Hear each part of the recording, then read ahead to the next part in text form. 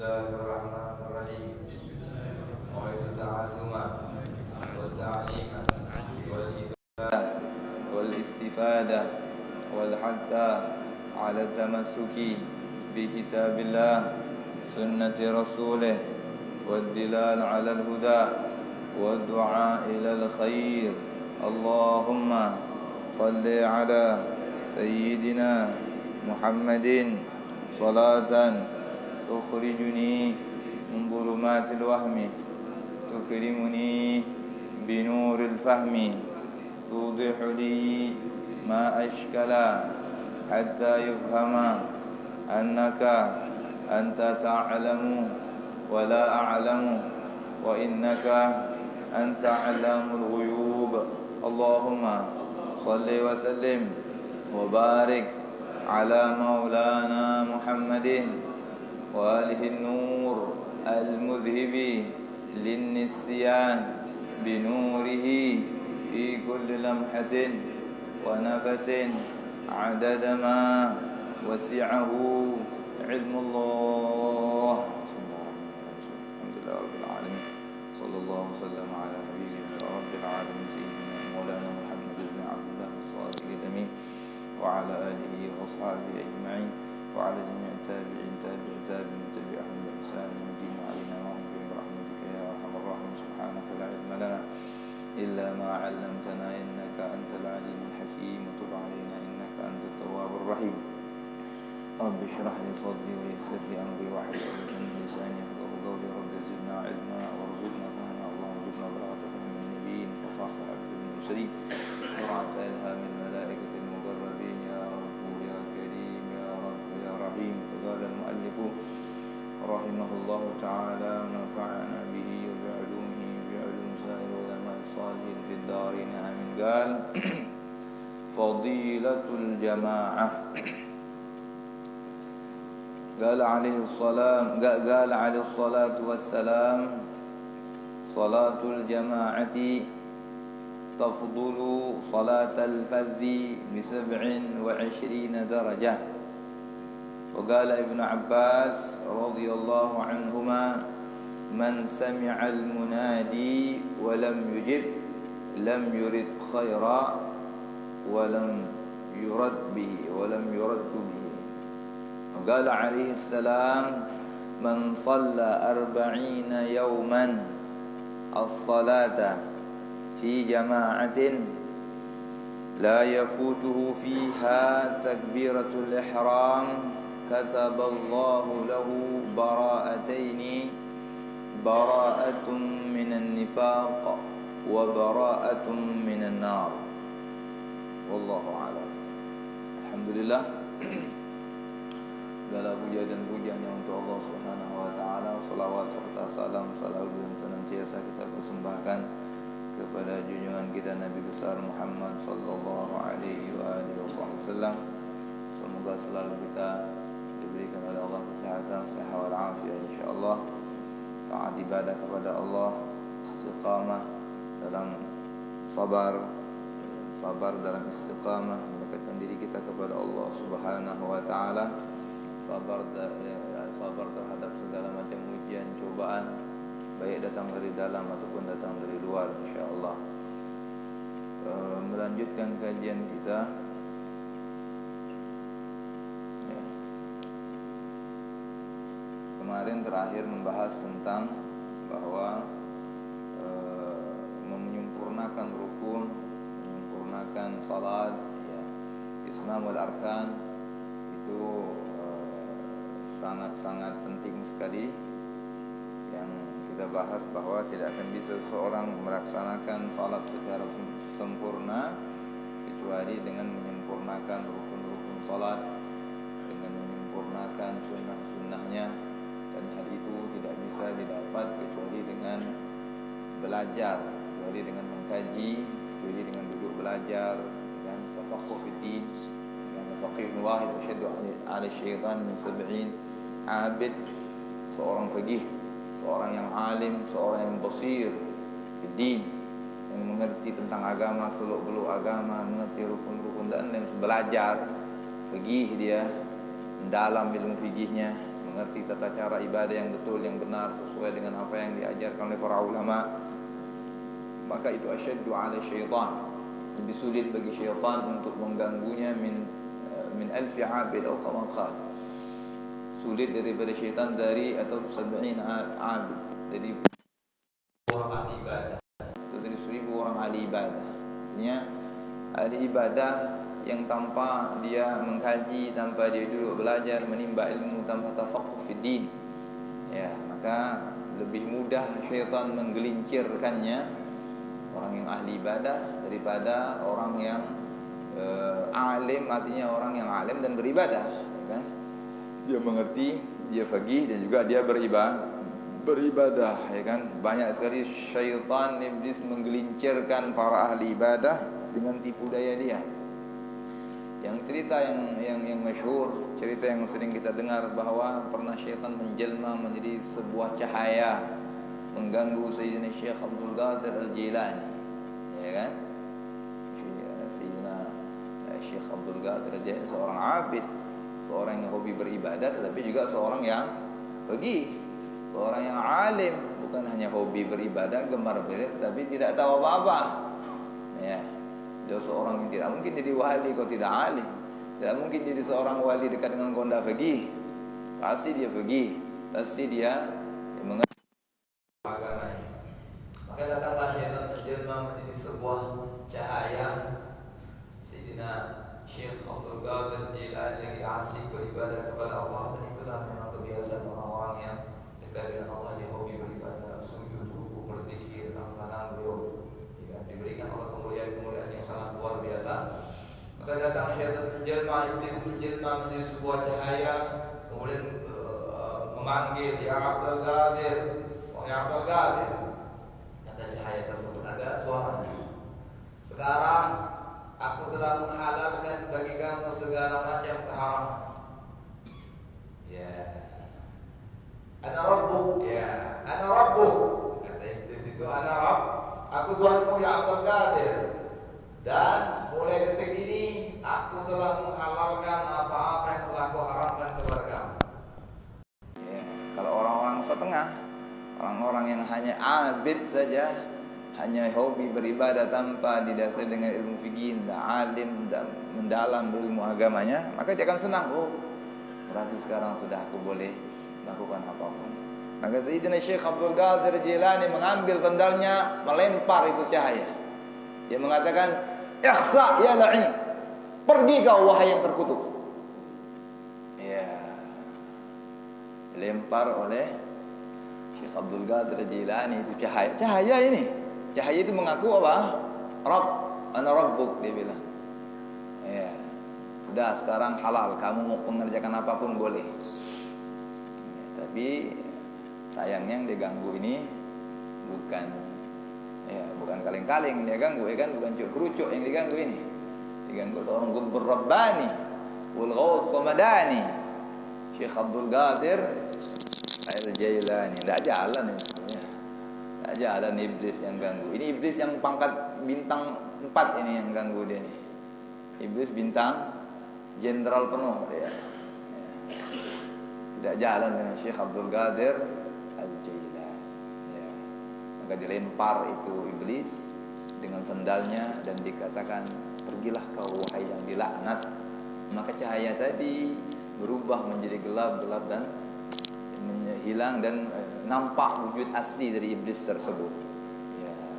Lalu iblis ini bertanya, wahai Abdul Qadir, dari mana kamu tahu aku ini iblis? Dari mana kamu tahu saya ini iblis? Kata iblis kepada Syekh Abdul Qadir Al-Jailani. Ya. Kata Syekh Abdul Qadir, jadi perkataan kamu, saya tahu kamu iblis dari ucapan kamu. Apa? Engkau menghalalkan apa yang diharamkan. Tidak mungkin, Allah tidak mungkin menghalalkan apa yang telah Allah haramkan. Maka itu hanya perkataan iblis. Shadaqta ya Abdul Qadir, betul engkau ya Abdul Qadir. Iblis, ya kan? Kamu tahu wahai Abdul Qadir, kamu tahu, kata iblis, aku telah menyesatkan 70.000 ahli ibadah dengan ucapanku tadi. 70.000 ahli ibadah sesat. Akhirnya mereka bermaksiat, mereka meninggalkan ibadah gara-gara tadi siasat yang aku bawa. Ya, itu dia ya. Jadi pentingnya kita duduk, maka betul dikatakan asyaddu ala syaitan min sab'ina atau min alfi sab'ina alaf abid. Ya. Jadi satu orang yang pergi basir ala dinih, dia mengerti agama, seluk beluk agama, ibadahnya tidak hanya ikut-ikutan, ibadah dengan belajar, duduk, mengkaji, menghafal, bertanya dan seterusnya. Asyaddu ala syaitan min 70,000 abid atau kama qala. Lebih berat syaitan mengganggu dari 70,000 ahli ibadah. Ya, jadi seperti itu. Jadi pentingnya kita belajar tafaqquh fid din. Penting mengkaji, duduk, mempelajari ilmu agama. Penting ilmu fikih itu. Rukun salat dan lain sebagainya. Ya. Mulai istihadah, mulai taharah, bersuci, wudu dan seterusnya. Itu sangat penting sekali. Man yuridillahu bihi khairan yufaqihu fid din. Man yuridillah, siapa saja yang Allah berkehendak kepada dia kebaikan, man yuridillahu bihi khairan yufaqihu fid din, Allah akan fahamkan dia dengan agama. Apakah bisa faham kalau tidak duduk belajar? Ini kan harus belajar dia. Duduk mengkaji, guru ke guru, guru ke guru, mencari guru terus ya. Sekarang ni alhamdulillah sudah mudah kan. Kalau dulu ya, orang belajar sulit ya. Jadi kita akan datang ke rumah gurunya ya kan, nunggu lama, tak langsung diajar, suruh gurunya nebas rumput, suruh angkat air ini ya kan. Itu dulu tak ada dah, sekarang tak ada dah macam belajar macam itu ya kan. Ya jalan ke rumah gurunya, tidak ada guru datang ke rumah dia berkilo-kilo. Ahmad bin Zain al-Habsyi itu dari Hautah ke Tarim belajar kepada Imam Al-Haddad berkilo-kilo berjalan. Ini Tarim ini Hadramut, panas, debu, pasir. Pergi ke rumahnya Abdullah bin Ali bin Muhammad Al-Haddad, jalan kaki kulla yawm, setiap hari. Ahmad bin Zain al-Habsyi, murid pertama dari Imam Al-Haddad, Ahmad bin Zain dan Abdurrahman bin Abdullah bin Zubayr. Dua orang tersebut murid daripada Al-Habib Abdullah bin Ali Al-Haddad. Mengkaji itu pengen. Allah arad bihi khaira, Allah menginginkan dia baik, cinta dengan ilmu, mau ya kan, mengkaji ilmu, mendalami ilmu, cinta dengan agama seperti itu ya. Jadi ringkasnya bahwa kalau ingin sempurna salat kita, ibadah kita, maka kita harus mempelajari ilmu ya, dan juga tidak akan sempurna ibadah tersebut tanpa kita mengerti seluk-beluknya ya. Yang disempurnakan dengan rukun-rukunnya, dengan syarat-syaratnya, sunnah-sunnahnya, dan semuanya itu akan kita ketahui dengan kita belajar, kaji, duduk, cinta dengan ilmu, cinta dengan para ulama, cinta dengan majelis-majelis ta'lim. Maka kalau sudah cinta dengan ilmu, cinta dengan majelis ta'lim, suka dengan belajar, itu arad bi khairah, Allah ingin baik orang itu. Tapi kalau sudah tak kuasa, mampus ya. Layurja itu. Kalau sudah senang duduk di majelis ta'lim, itu kan galap, itu kan hati, itu kan kecintaan, itu kesenangan, itu kan datang min Allah. Tidak bisa dibuat-buat kan? Ya, pengen kaji, dia ada ghirah. Apa ghirah? Ada cemburu. Kok dia itu bisa jadi orang alim? Ada ghirah, itu baik itu. Ada orang yang dia kok bisa ya, dia bisa baca kitab, kok dia alim, kok dia faqih. Anak pengen macam itu. Itu sudah baik. Contoh menginginkan kebaikan, kebaikan yang Allah berikan kepada orang lain, pemahaman tentang agama dan sebagainya, dia juga ingin seperti itu. Ini baik, ini bagus. Ghirah, ghibtah namanya. Ya, seperti hasad, tapi hasad yang positif, ya kan? Menginginkan kebaikan yang Allah berikan kepada orang lain, tetapi tanpa kebaikan tersebut hilang dari orang tersebut. Ya. Ada orang yang baik, orang yang dia juga ingin seperti itu ya. Nah, jadi kembali lagi bahwa akan sempurna ibadah kita kalau kita menyempurnakan rukun-rukunnya, syarat-syaratnya, dan syarat dan rukun tersebut akan sempurna kalau kita duduk mengkaji dan belajar. Kemudian Al-Imam Al-Ghazali melanjutkan pembahasan berikutnya setelah fadilah itmamul arkan, keutamaan menyempurnakan rukun-rukun. Beliau mengatakan di sini fadilatul jamaah. Ya, secara ringkas sebenarnya memang kayak ini kitabnya Mukhtasar Ihya Ulumuddin. Kalau panjang lebarnya di Ihya-nya. Ini mukhtasarnya, ringkasannya. Keutamaan salat berjamaah. Ya, keutamaan salat berjamaah.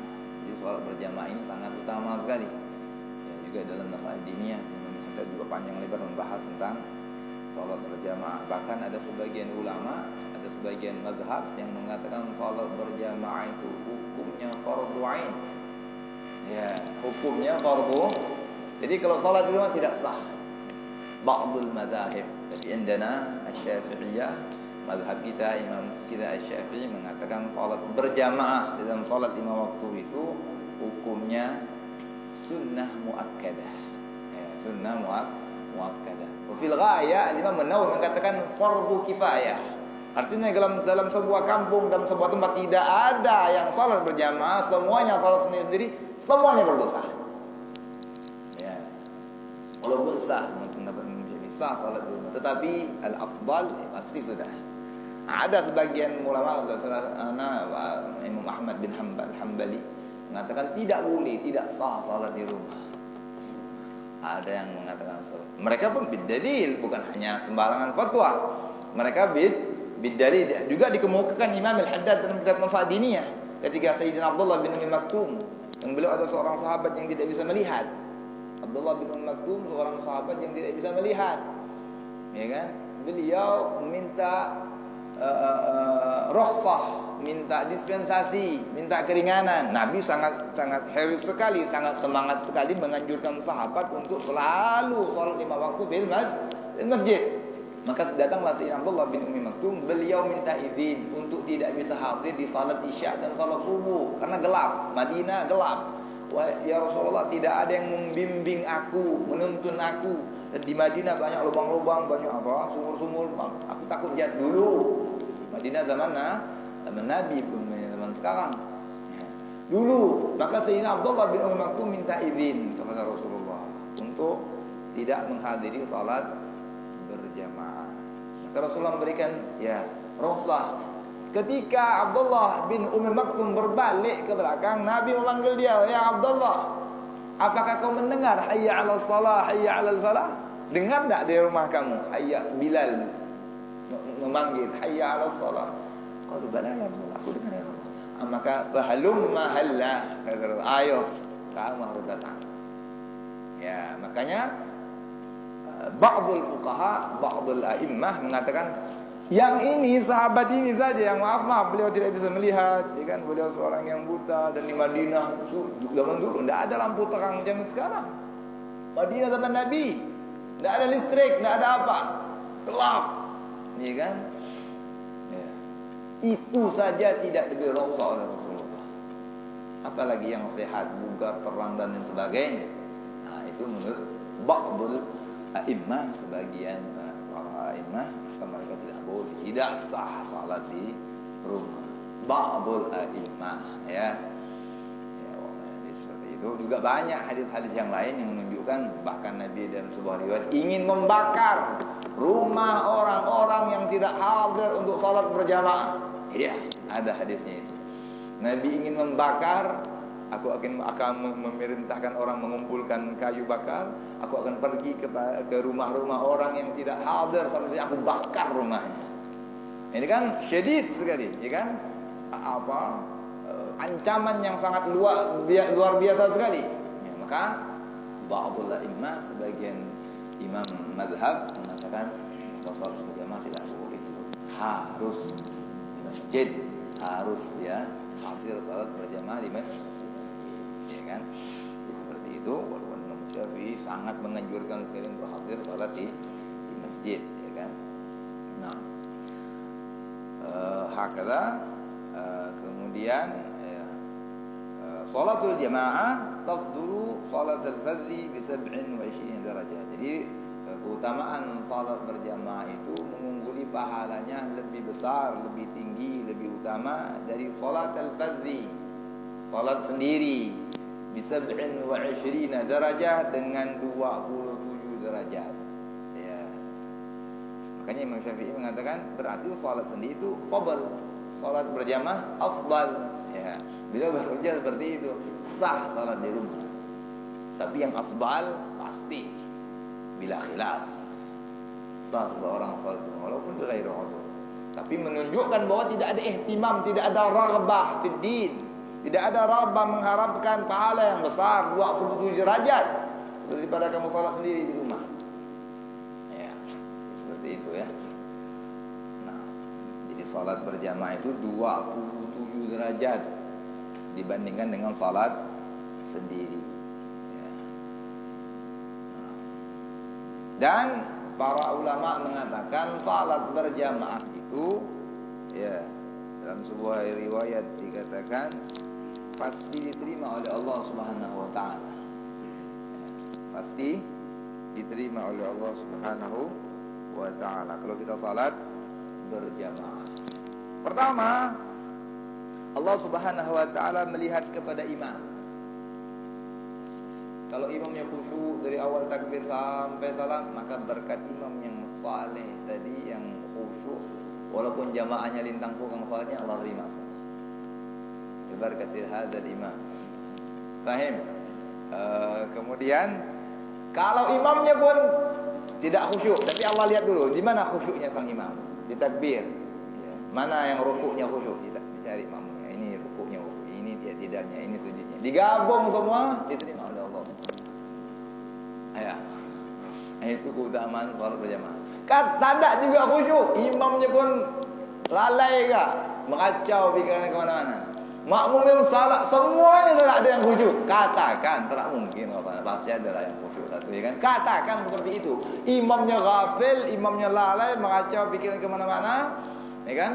Untungnya rukunnya salatnya betul 4 rakaat, ya, atau 3 rakaat. Makmumnya pun tidak ada yang khusyuk. Tidak ada yang khusyuk. Satu masjid itu semuanya mengkhayal semua. Katakan seperti itu. Tetap Allah terima. Karena berkumpulnya mereka karena Allah SWT. Ya kan? Istimewa sekali kan? Maka Imam Nadab sangat syadid itu dalam masalah ini. Antum baca itu, oh, bagaimana ini keutamaan yang sangat besar kok ditinggal oleh mereka? Ya begitu. Syadid sekali beliau dalam menganjurkan. Beliau Syafi'i mazhabnya ya. Tapi syadid sekali beliau sangat-sangat menganjurkan sekali agar kita selalu jangan sampai meninggalkan salat berjamaah. Ya, 5 waktu itu harus ya, seolah-olah sesuatu yang wajib, kecuali udzur yang memang tidak bisa dia hadir untuk salat berjamaah. Sakitnya sangat berat, demam panas, pusing, bangun jatuh dia, seperti itu. Maka diberi dispensasi, boleh dia salat. Ataupun dia sakitnya yang bisa mengganggu para makmum atau mengotori masjid, maaf dia buang-buang air, kan tak bisa tuh. Mana dipaksakan ke masjid pak, habis nanti masjid warganya, iya kan, ishal, itu buang-buang air tuh kan, bahaya itu. Sudah itu ma'zur, dia salat di rumah. Dia demam panas, menggigil, ya. Ini bawa gak pusing sih, ya lah, nah rumah ya lah. Mana himmahnya, mana semangat untuk mencari keuntungan akhirat itu mana? Kata beliau. Semangat untuk mencari keuntungan rebeh fil akhirat. Kalau rebeh fil dunya, bintang bungkang pun dikejar sama dia. Ya, mau kepala di bawah, kaki ke atas pun, tak bisa nih. Harus dia turun. Tetapi ketika Imam Haddad kalau rebeh akhirat mereka malas-malasan. Iya. Bisa dibaca dalam Nifadin ini. Sangat syadid sekali beliau. Kalau untung dunia kata beliau, mereka pontang-panting, tidak ada malas. Dikejar sampai lubang semut pun nih kejar dia. Itu kalau rebeh fil akhirah. Tapi kalau rebeh fil dunia, kalau rebeh untung akhirat tidak mau, malas-malasan. Kok datang angin bagus tuh pun dah. Kok tak ada itu kan. Itu ini kan menunjukkan kata beliau tidak adanya raghbah, tidak adanya himmah, tidak adanya semangat untuk ya kan mendapatkan kebahagiaan di akhirat. Padahal itulah kebahagiaan yang abadi yang selama-lamanya. Ya kan? Itu kebahagiaan sebenarnya. Nah, panjang lebar beliau ceritakan dalam An-Nasihat Diniyah tentang salat has. Beliau mendorong sekali, menganjurkan sekali kita agar kita jangan sampai meninggalkan salat berjamaah. Jangan sampai, harus diusahakan sekuat tenaga. Bahkan dalam Misatul Mu'awan itu kalau bisa belum azan sudah ada kamu di masjid. Itu menunjukkan ini orang perhatian, ini orang pengen bahagia di akhirat, perhatian dengan agama, perhatian dengan din, cinta sama Allah, cinta sama Nabi Muhammad. Belum azan, dah ada. Cukup dari masjid. Oh, azan insyaallah 2 jam tadi. Dengan dia menjaga hati ya, pastinya ya, jaga hatinya, ya kan, jangan merasa dia paling baik. Itu sudah pernah kita bahas itu. Paling tidak kata beliau ketika kumandang azan tinggalkan itu semua. Allahu Akbar, Allah sudah khalas. Stop. Jalan. Jangan sebentar sikit. Ada itu. Ada plastik. Sayangnya tinggalkan ini. Ya, paling tidak seperti itu. Udah kamat, bawa ke masjid. Doang kamat, bawa ke sibuk. Ya, seperti itu. Ini ya itu menunjukkan tidak ada raghbah, tidak ada keinginan untuk menggapai keuntungan akhirat. Nah, seperti itu ya. Terutama kata beliau salat jamaah subuh dan isya itu asyaddu ta'akkudan wa aktsaru fadlan. Maksudnya seperti itu. Sangat dikuatkan lagi dan sangat besar pahalanya. Jamaatul isya dan jamaatul subuh. Salat jamaah fil isya dan salat jamaah fil subuh. Ini sangat besar pahalanya dan sangat-sangat dianjurkan. Yang ditinggalkan isya dan subuh berjamaah. Ya, tinggalkan itu ya. Harus harius. Setelah beliau menceritakan bahwa 5 waktu itu diusahakan untuk salat berjamaah di masjid, terutama lagi jamaah fil isya dan jamaah subuh, itu jaga betul-betul itu kata beliau. Karena itu sangat keutamanya sangat besar, fadilahnya sangat luar biasa sekali. Ya. Nah, jadi sangat menganjurkan walaupun beliau Syafi'i. Menurut mazhab Syafi'i, kalau kita tinjau dari sisi fikih ya sah salat sendiri, labas. Sunnah muakkadah berjamaah. Tapi begitulah jika beliau berbicara tentang akhirat, mendorong umat ini untuk berlomba-lomba haris, semangat dalam mencari keuntungan akhirat, seolah-olah beliau Hanafi, seolah-olah mazhabnya seperti itu. Sangat ya, mendorong sekali agar jangan sampai kita meninggalkan salat berjamaah ya. Sampai kalaupun tidak bisa memang ini sudah ya, sebenarnya ya. Tidak bisa dia katakan berjamaah salat masjid, kamu ambil 1 orang salat berjamaah sama kamu di tempat masyghul ya, sibuk benar dia, tidak bisa ditinggal katakan. Kok ditinggal meledak gitu benda ini. Katakan seperti itu, tidak bisa ditinggal sama sekali.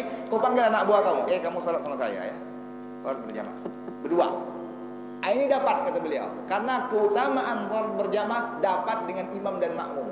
Berdua ya dapat. 27 derajat itu dapat dengan imam dan makmum satu. Berdua ada salat. Imam satu, makmum. Itu sudah dapat. Seandainya masyghul jiddan, benar-benar ya, tak bisa ditinggal sama sekali. Panggil kawannya ke siapa? Kau jangan ke mana-mana. Salat sama aku ya. Itu. Agar dia tidak lepas keutamaan salat berjamaah. Ya, seperti itu ya. Itu sudah khalas, adna syekh, itu minimal seminimal-minimalnya sudah. Nah, jangan sampai lepas. Jadi 5 waktu itu jangan sampai dia tidak salat berjamaah. Nah, diusahakan seperti itu. Kalau tidak agak bisa, dia apa karena salat seorang ya, kalau agak ada kawannya nemankan dia salat dalam hutan orang kali. Salat lah seorang. Yang penting salat ya. Jadi salatul jamaah tafdulu salatul fardhi bi 27 darajah. Salat berjamaah lebih unggul, lebih utama dari salat sendiri dengan 27 derajat ya. Kemudian Sayyidina Abdullah bin Abbas radhiyallahu anhu mengatakan, man sami'al munadi, orang yang mendengar munadi ya, orang yang mengaji itu tukang azan ya. walam yujib, kemudian dia tidak menjawab, tidak mendatangi panggilan tersebut, maksudnya tidak datang ke masjid, lam yurid khair, berarti dia tidak menginginkan kebaikan. Walam yurad bihi, dan kebaikan pun yang ditakutkan, kebaikan tidak mau sama dia. Bukan dia tidak mau menghadiri salat jemaah tidak mau sama dia. Na'udzubillah min dzalik. Ya, Allah tak pengen dia baik. Tidak ada gerakan hatinya untuk duduk, untuk salat berjamaah hadir di masjid. Tidak ada. Salat sendiri saja. Ya, na'udzubillah min. Kalau masih ada keinginan walaupun mungkin terhalang dengan kesibukan dan sebagainya, tapi masih ada keinginan untuk hadir, masih ada baik nih. Tapi tidak ada sekali tergerak hatinya untuk hadir salat berjamaah, maka ditakutkan Allah tidak menginginkan dia baik, ya kan? Ya. Apalagi kalau jamaah fil jum'ah, salat berjamaah dalam salat Jumat itu fardhu ain. Tidak boleh salat Jumat sendiri-sendiri di rumah, ya kan? Nah, kalau berjamaah di salat Jumat itu fardhu ain. Tidak boleh salat Jumat sendiri-sendiri di rumah. Harus hadir ke masjid. Ya. Ada seseorang juga kepada Sayyidina Abdullah bin Abbas ditanya, Abdullah bin Abbas, ada seorang lelaki dia itu sawamah, dia yasumun nahar wa yaqumul lail. Di siang hari dia selalu puasa, di malam hari dia qiyamul lail. Ibadah kepada Allah, siang malam ibadah kepada Allah. Tetapi kata orang ini, dia ini tidak terus salat berjamaah dan tidak salat Jumat. Tapi ibadah melulu di rumahnya. Puasa siang hari, malam ibadah. Kata Sayyidina Abdullah bin Abbas apa? Huwa finnar. Dia dalam api neraka. Ada itu dalam an-nasaih ini, ya. Jadi dia hobi ibadah, hobi qiyamul lail, hobi puasa siang hari, tapi tidak salat Jumat dan tidak salat berjamaah. Huwa finnar. Ya. Sayyidina Abdullah bin Abbas yang bilang. Ya, jadi seperti itu. Falam yurid khairan, lam yurid khairan wa lam yurid bihi. Dia tidak menginginkan kebaikan dan kebaikan pun tidak mau sama dia. Ya kan, jadi seperti itu. Seorang yang selalu menjaga salat berjamaah, seorang yang ada keinginan yang tinggi untuk selalu bisa hadir salat berjamaah walaupun terkadang lepas, ya kan, tapi ada raghbah gawiyah, ada keinginan yang tinggi, ya kan? Ya, maka Allah yurid bihi khair, Allah berkehendak baik kepada dia. Wa qala alaihi salam, Nabi mengatakan, man shalla arba'ina yauman, siapa saja yang salat 40 hari. Nah, ini ada resep ini. 40 hari dia as-salah fi jamaah. Dia tidak pernah lepas salat berjamaah. 40 hari. Arba'ina yaum. Siapa saja yang salat 40 hari salat fi jamaah, dalam keadaan berjamaah, kemudian la yafutuhu fiha takbiratul ihram, dia tidak ketinggalan takbiratul ihram ma'al imam. Ketika imam Allahu Akbar, Allahu Akbar, seperti itu. Selama berapa? 40 hari. 40 hari, 40 malam, kali 5 waktu kan. Ya.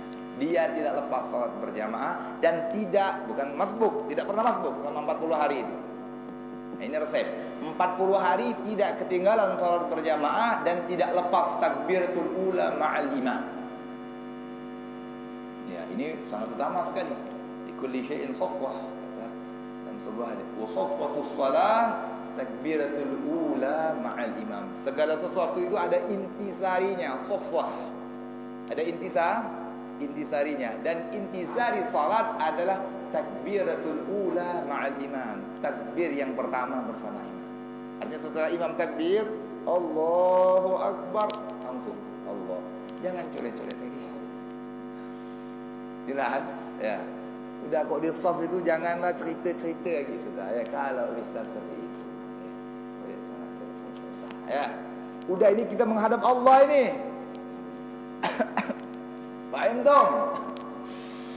Jadi menghadap Allah jangan lagi bergurau sudah. Allah sudah menghadap Allah. Ketika imam takbir, Allah sudah rasakan kita berada di hadratillah, berada di hadapan Allah Subhanahu wa taala.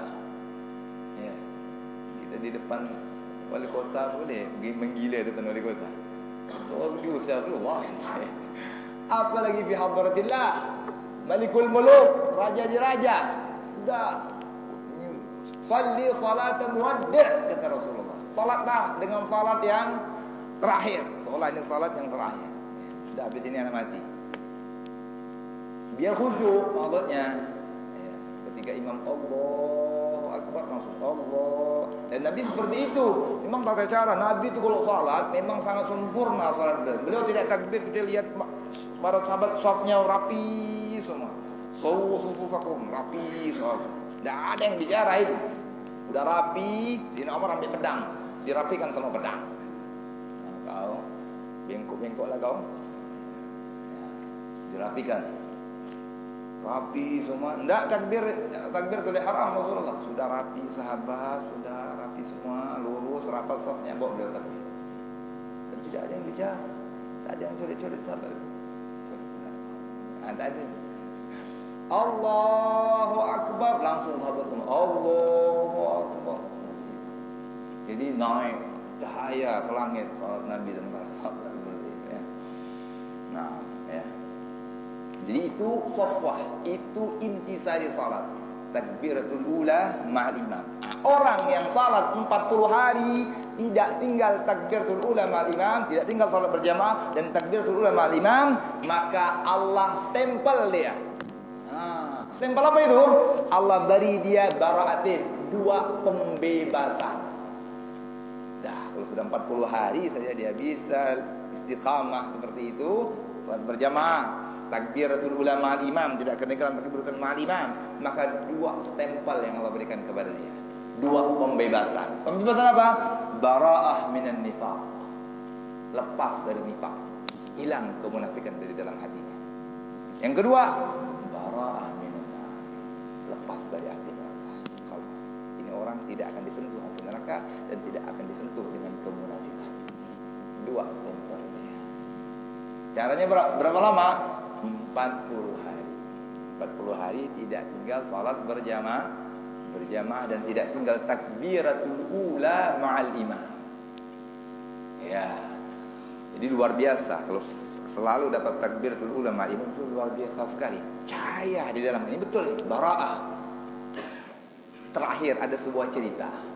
Walaupun ceritanya ya, ada seseorang lelaki yang agak sedikit nakal lah.